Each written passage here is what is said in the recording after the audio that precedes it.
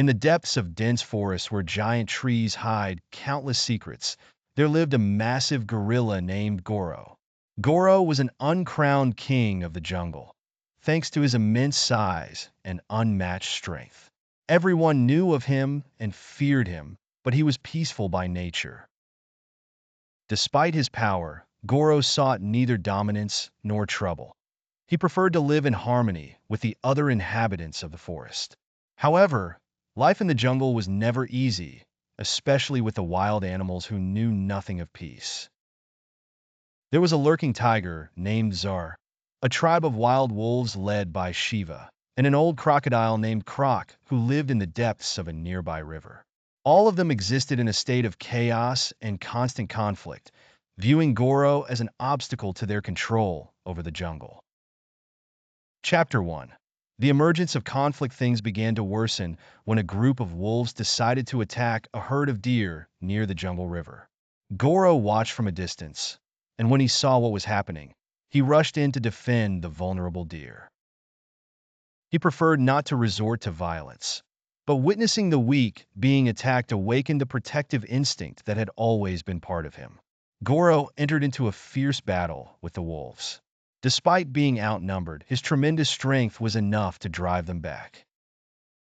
The wolves realized that confronting him head-on would be suicidal, so they retreated under Shiva's leadership to rethink their strategy. But this conflict did not go unnoticed. Zar, the predatory tiger who was not far from the action, sensed that Goro was starting to pose a threat to his dominance over the area. Zar decided that he needed to ally with Shiva and Croc to eliminate Goro and assert their supremacy over the jungle. Chapter 2. The sinister alliance. Zar began to communicate with Shiva and Croc, and they held a secret meeting deep in the forest. The idea was simple. They needed to eliminate Goro, not because he was a direct enemy, but because he was the last symbol of a power that could threaten them all in the future. None of them were capable of facing Goro alone, but they hoped their alliance would lead to a different outcome. They agreed on a meticulous plan. Zar would lure Goro away from his safe zone in the forest, while the wolves would attack him from behind to weaken him. At that moment, Crook would pounce on him when he reached the river, where Goro would not have his full physical advantage. One day, while Goro was gathering fruit from the tall trees, Zar approached him slyly. Zar pretended to be in a state of panic and told Goro that Shiva and the wolves were planning to attack a nearby family of monkeys. Goro, unaware that Zar was trying to bait him, rushed off to save the monkeys. When Goro arrived at the place where the wolves were supposedly attacking, he found nothing but an unnatural calm.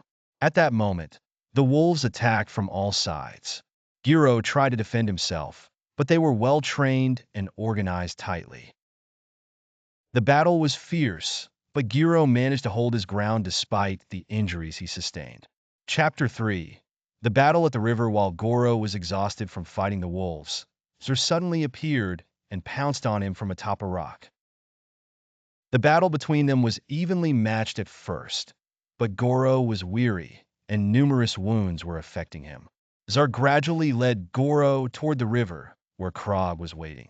As they approached the river, Zar forcefully pushed Goro, causing him to fall into the water. The moment Goro's body touched the water, Krog lunged at him, trying to drag him to the depths of the river. Goro began to feel his strength fading, and the water made it increasingly difficult for him to move. In that critical moment, Goro recalled a lesson he learned from his father when he was young. Strength isn't always in muscles, it's in the mind.